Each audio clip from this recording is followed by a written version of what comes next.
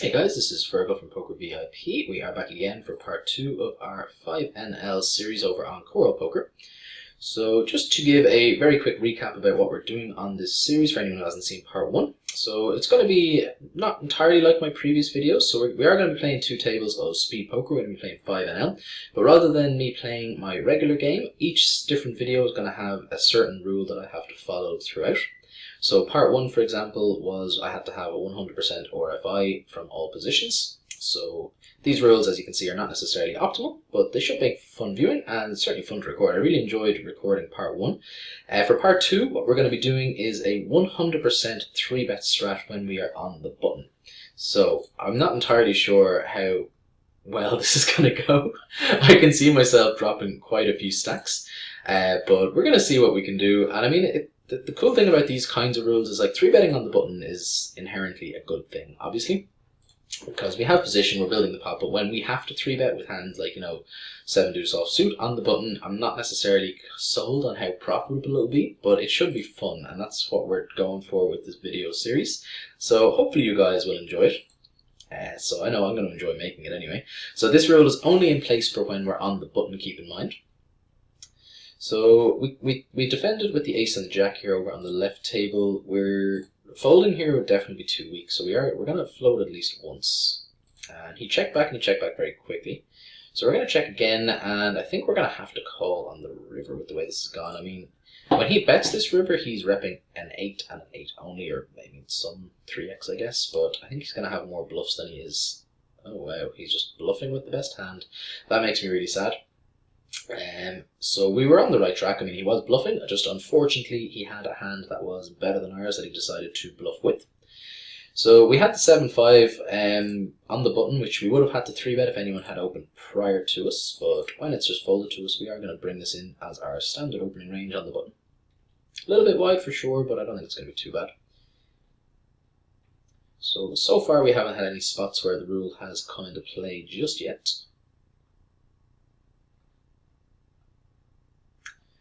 The jack and the tray, we are just going to be folding, and the pocket trays, I think we are going to 3-bet them. Actually, when it goes multi-way, I'm happy enough to call and see a flop.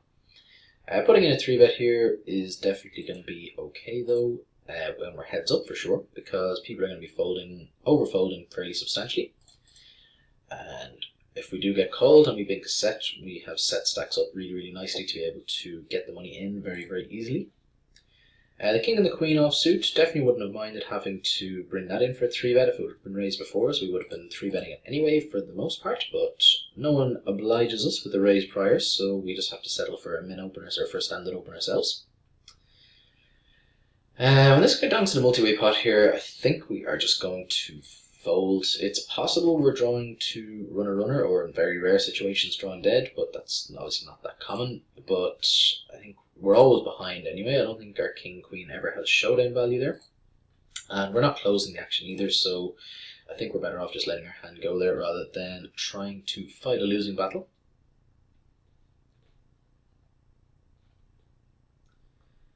So the king and the 10, we are bringing it in from an early position open in the 4-handed table over on the right. And we get one caller and we flop the toppest of the pairs, which is a fine result. So we're going to have a bet. That half pot seems right. We will be c-betting this board pretty frequently as bluffs as well as with our values, so it's going to be pretty difficult to exploit that bet. The 6 and the 8 we are going to have to fold.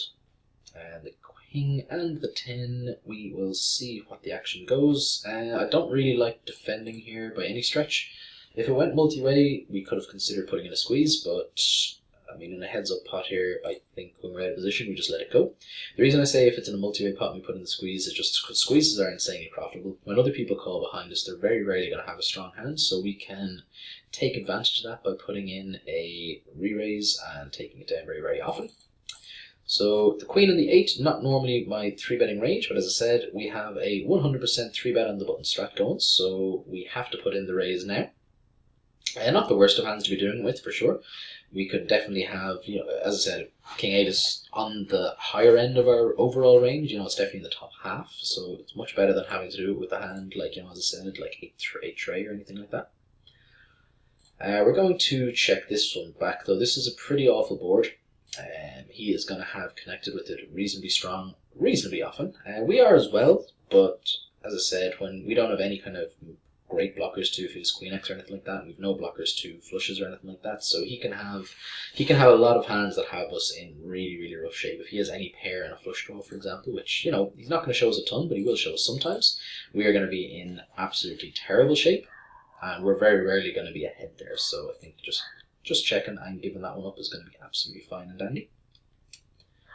Ace King, obviously perfectly standard open, but no action unfortunately. The 8-9 suited, this is just a reasonable hand to be using as a 3-bet bluff in my opinion. We can flat call as well. I wouldn't hate folding either, but I think this is going to be profitable, so we should do it. We'll take that one down, which we're not going to complain about. And we're going to bring in the 4-5 suited from under the gun. We are not going to be bringing in the 4-7 offsuit though. So far we haven't had that many spots where we have had to utilize our rule. I was definitely hoping for some more action. But we're only 6 minutes in. We have 24 minutes left to go. So the king tray here is looking like it is a potential candidate. Nope, it gets folded to us. So we are going to use it as a steal though anyway.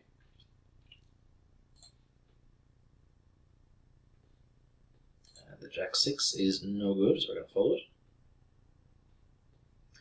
The 4-9, we definitely don't want Human to raise. We're not going to be stealing with this. The A6 will be fine to use as a 3-bet bluff. Pocket Queens we're going to be ISOing for sure versus this limper. So we're going to be making it 6x here with the 2 limpers in when we're out of position. So again, no one obliges us and opens with when we have the ace and the 6, so we don't get the 3-bet up, but we do get to steal and we take it down without a fight, which is fine. So it's back around to the original limper who decides to fold, and good tactic, the action is now on him. He goes for the call. We see the ace in the window, which doesn't fill my heart with joy, but there's a second ace, which is definitely good. We're going to start this off with a check. We're not planning on check folding. We're going to bet now. There are enough kind of Jack X, you could have hands like King Jack, Queen Jack potentially, that will have to call a bet. Probably aren't going to be raising. This is interesting that he's opted to raise here. Don't know how good I feel about stacking off here, but it's kind of hard for him to see him having the kind of hand he's representing. He shouldn't really have any full houses there that he is limp calling. He can have some king queens, I guess, but we block that quite heavily. We put in a 3-bet there with the, I didn't actually see exactly what the hand was. It was a raggedy king purely because we were on the button and it was open before us. So we take it down, which is fine by me. Pocket 7s we defended our small blind, and not the worst of boards, but definitely not the best. In a multi-way pot, I think we do just give this up.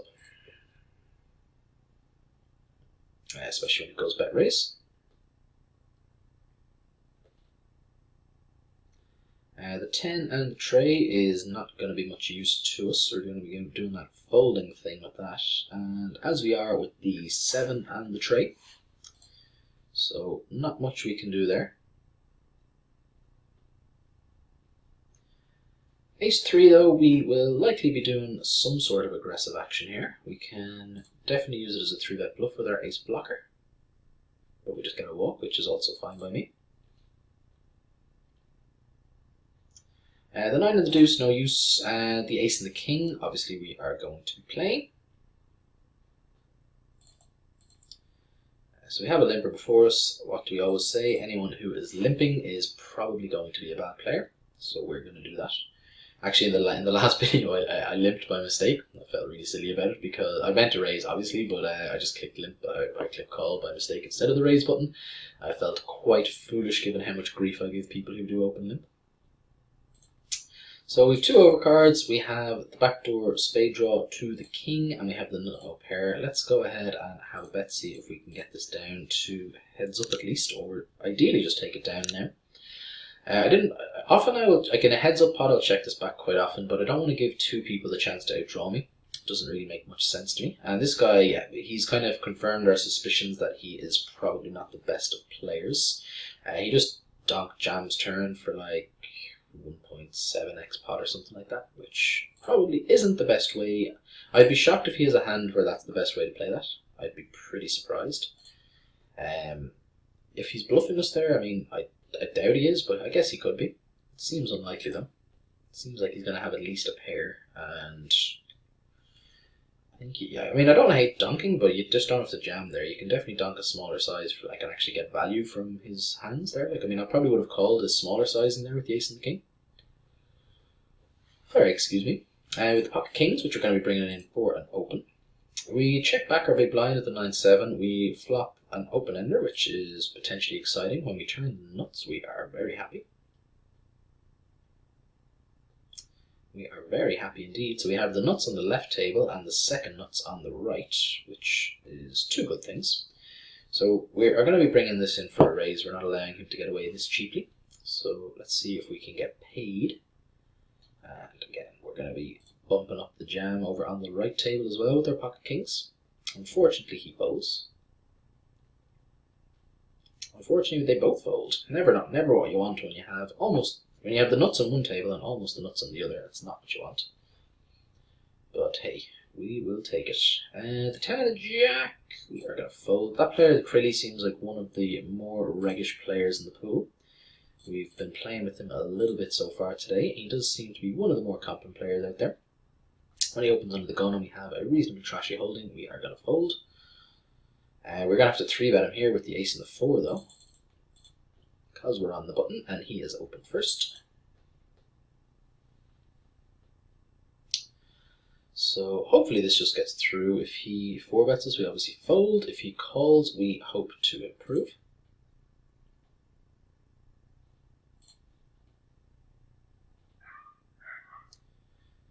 So he goes for the 4-bet, which makes me sad, so we have to fold. The ace-3, if the button opens here, we're going to use it as a 3-bet bluff, and when it's folded to us, we are just going to go ahead and open ourselves, blind versus blind. Pretty standard open. And the 4-deuce, not much we can do there, we're just going to let that one go. The 6-9, oh, we were on the button there, weren't we? We were supposed to 3-bet. Well, I have 7-3 on the button here, so this is my penance having to 3-bet this nonsense. My bad, guys, my bad. As I said, that was just a little bit of a brain fart. It's really, really difficult to kind of train your brain that you need to 3-bet these types of hands in these situations. I talked about this a little bit in the last video. The last video was a 100% RFI strat. So I had to, if I was the first to put money in the pot, I had to raise 100% of the time. So it kind of puts, it's just really, really difficult. Like a hand, like say like Queen 4, that would just be a hand I would typically fold, but it's just, it's so hard to get in the mindset. It's like, no, this is a hand that I'm 3-betting now because I'm on the button. So we're firing out with the king and the jack, hopefully taking this down, which we do. And obviously we don't want Kobet's Alexei to continue because we have queen and 4, but that's a pretty good flop for us. This is the kind of thing that I wanted to happen. I really hope that we just somehow stack this guy in a really dirty way now, because when he sees that we have just this kind of hand, he's just going to get so upset, and it's just going to make for really good viewing. So if he is a better queen than us, we are going to be losing our stack here, I feel. We're going to be betting again and again and again. I don't see any reason not to. He folds though, I mean, you know, we'll take it. But I really, really wanted that hand to get to showdown just so I could, just knowing that it will put him on tilt a little bit, seeing that I'm 3-betting queen and 4. We are calling again with our second pair. 23 barrels here. I mean, it's kind of hard for him to have worse here. I don't think he's choosing this kind of sizing with like his draws.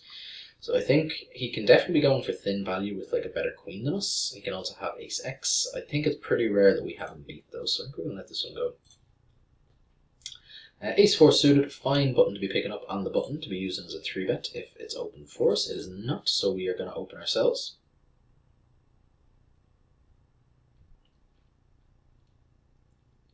Not the worst of flops for us. We have a pair. We're not going to allow him away with this min-donk bet nonsense.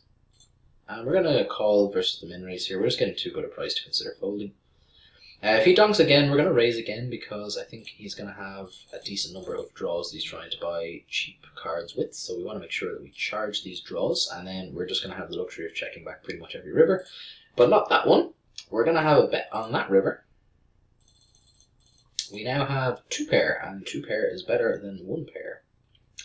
But when he folds that quickly, I mean, I do feel that we're going to have the best hand there pretty frequently the whole way. I think when he min donks out like that and then calls and then checks the turn, I think he's going to show us a decent number of kind of flush draws and so on that he was just trying to buy a cheap turn card with.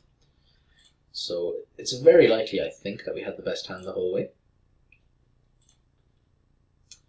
So yeah, we have to 3-bet the ace-3. I was kind of trying to decide whether I could get away with saying, well, it's been limped and raised, but I figured that would be a little bit cheeky. So we're going to put in the 3-bet with the 8 and the 3 of the same suit.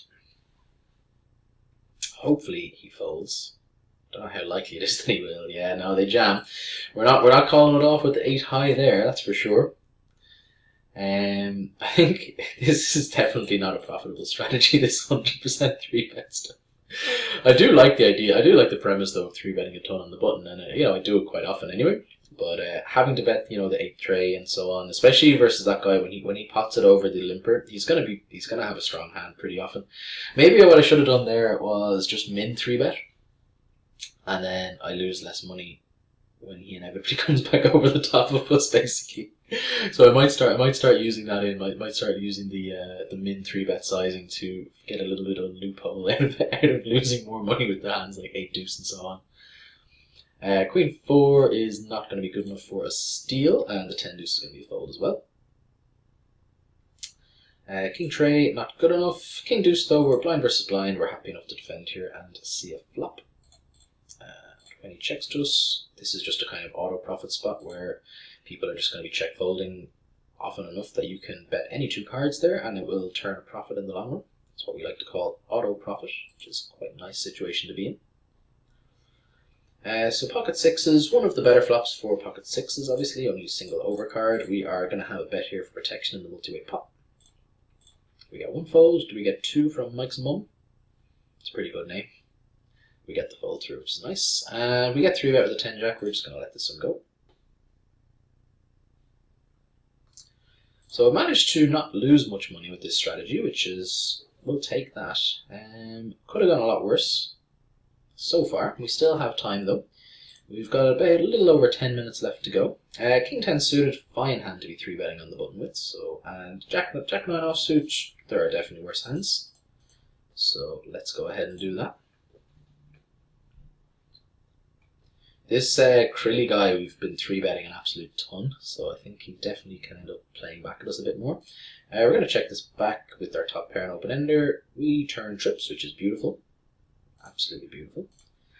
So let's go for a bet now. It's kind of hard for us to have a king that we check back here as well. Like, we're going to be betting most of our king X. So unfortunately he folds, but as I always say, when we win the pot, there are always situations that can be worse there. So we're fine with winning that. We're absolutely fine with taking that down. Ace 4 standard open there, obviously. The deuce and the 9 are the same suit. We are going to be folding versus most reasonable sizes. If Good Tact decides to min raise or Pete Skipper decides to min raise, we may call. When you 2.5 X's though, we will fold. More so if the small blind decided to raise because we have position on him, that would have been better. The king 10, we are going to be raising the small blind's limp. We flop a gut shot, let's have a bet. We get the fold through, which is what we wanted. And pocket 10s on the button, which is absolutely fine by me. Unfortunately, we don't have our friend Krilly in the pot because I can only assume he's getting pretty tired of our 3-betting him relentlessly. Pocket 10's perfectly fine hand to be 3-betting though, of course. So we're going to be bumping this up to the 45 cent, which is our standard 3-betting size when we are in position. We get Reese Boy 08 who decides to flat call. If Panther rejams here, we are going to reship and ISO. I'm not going to love it, but we're going to have to do it. I mean, Reese Boy is essentially just donated his chips here in my opinion. He is, I think there's a pretty good chance that this guy is going to be re-raising. He doesn't though. Safe board, so let's have a bet. don't love the jack, but I mean, he's not going to have that much jack X. The problem is, though, he's not going to have, like, he's probably going to be folding hands like sixes and sevens, those types of hands that we don't want to fold. So we're gonna check once. The king is an awful card for us to bluff here. We are going to call down here, though. Oh, well, he has the king and the jack. So he hits the two pair. It's kind of hard for him to have that much. I mean, is that much king X there? Pretty hard for him to have it when he calls a flop bet. So I don't hate my call there. It's just his line just seems really bluffy. Just a really unfortunate line there for us. But most of the money there went in when we were ahead, so we can't complain too much. I mean, some people will say you should definitely be folding that river, but as I said, it's just so hard for him to have that many king X that I think folding is just going to be really, really exploitable and bad. I don't really worry about being exploitable at these limits because people aren't good enough to exploit you very often, or ever really. But as I said, I just kind of couldn't see what kind of hand he can have, like king queen maybe, kind of those types of hands. I guess that he decides to float, but I mean most people will be folding them on the flop anyway. So I'm just not sure how often he shows up with that sort of stuff. And it's kind of hard for him to have much value that isn't a king. So the logical assumption then is that most of his range is bluff orientated, which I was obviously wrong with, but hey, you can't be right every single time. You cannot be right every time. The king 5, we're going to be 3-betting if Reese Boy opens. He doesn't, but we are going to use it as an open ourselves.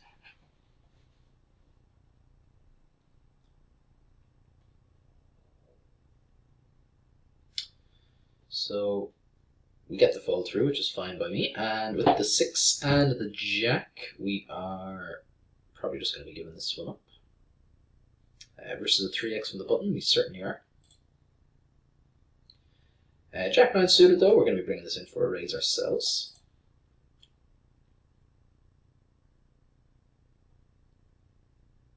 And the ace of the tray, blind versus blind, we are going to have a little bit of a sneaky 3-bet here. Flop top pair, which is about as good we can hope for with ace 3. And we check back the flop for deception, we bet the turn, and we bet river as well. See if we can get paid by a hand like king jack or queen jack.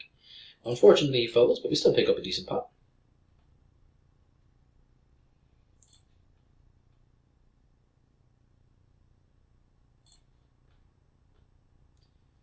And 6 and the queen, not much we can do there, and 7 and the jack we're going to be folding as well.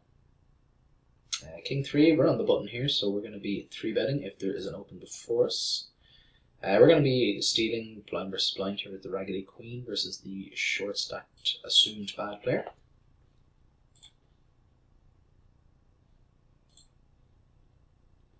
The king 3, we don't hate a call, but we definitely prefer just to take it down. That's the most profitable situation for us there, I feel, with that kind of hand.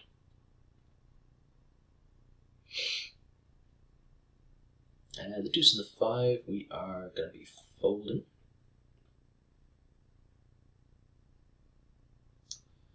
So we have a6 on a 4-5 jack board. I think we are going to c-bet here, see if we can get this through. And we flop bottom pair over in the left table. We have some backdoor flush potential as well. We turn an open ender here, which is something. I don't think we're going to double barrel here. I think we're going to check back and try to realize our equity. I mean, this 7 doesn't really change too much from his point of view, so I think if he calls the flop, he's probably going to be calling the turn as well. So I think I'm happy just to check back, see if we can improve to a straight, and just give up on the hand if not really. It's because it's just so hard for him to have a hand that he's check calling with there that is not ahead of it, that's behind us rather. And as I said, most of his value hands there he's going to be continuing with in the turn, so I think betting again is just going to be a spew. The ace and the king is going to be a pretty standard 3-bet, provided it gets open before us. We definitely don't want to walk. Don't give us a walk. Unfortunately we do. Ace-9 suited on the left table, we are going to go and see a flop and play a multi-way pot, where we flop the toppest of the two pairs, which is a-okay in my book. So we're going to check to the razor here and see if they want to have a bet. Oh, I just quick folded there again on the button by mistake. Potentially missed a 3-betting opportunity. And Queen 8 would have been a standard open. I don't know why I could click quit fold there.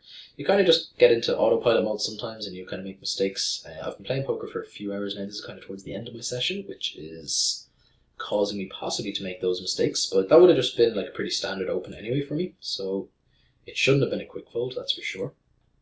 We're going to raise here. And this guy pots here. He should have reasonably decent value pretty frequently.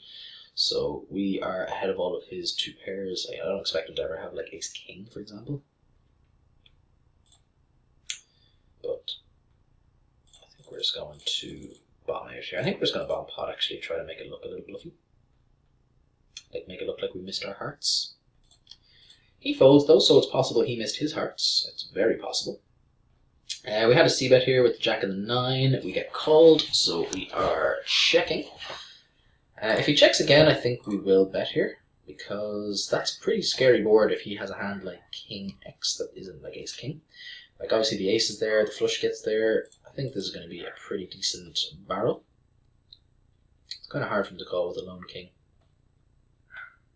So we get the fold through. Nice. We'll take it. We'll take it.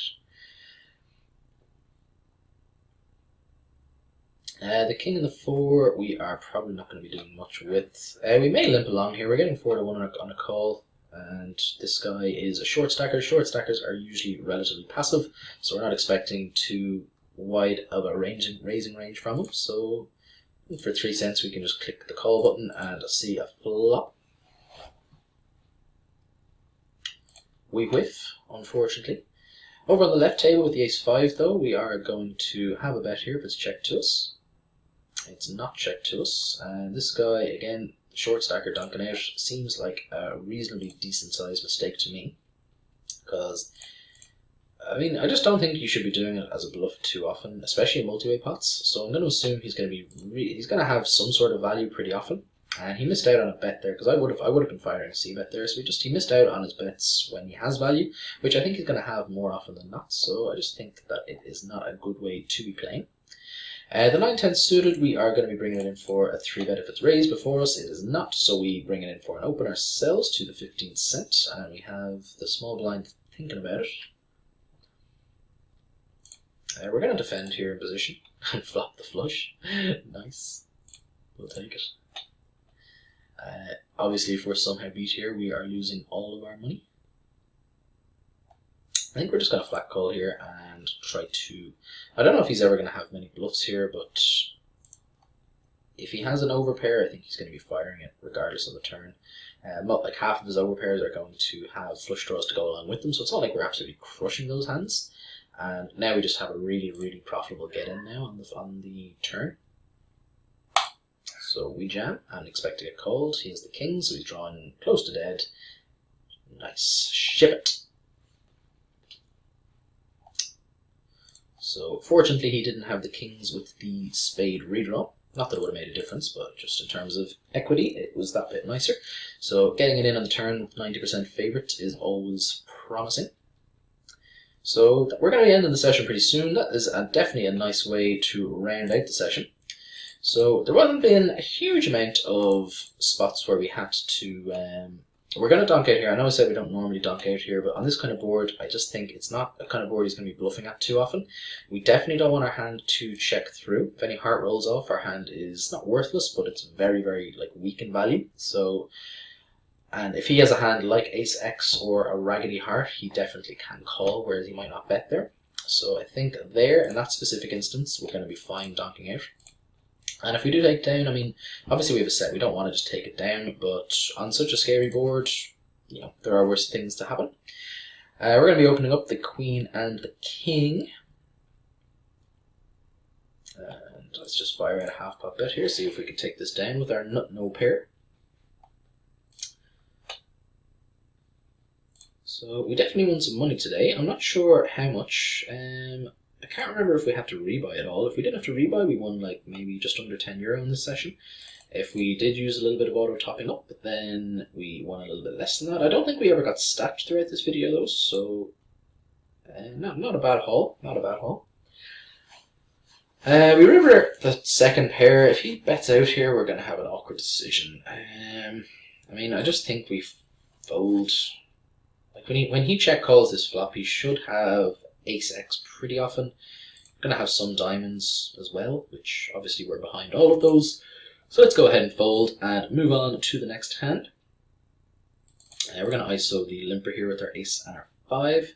We're actually going to wrap up the session there now, guys. So as I said, this has been Fergal from Poker VIP. We're going to close out this last hand, see if we can take this down, and we're going to wrap up the video there and then.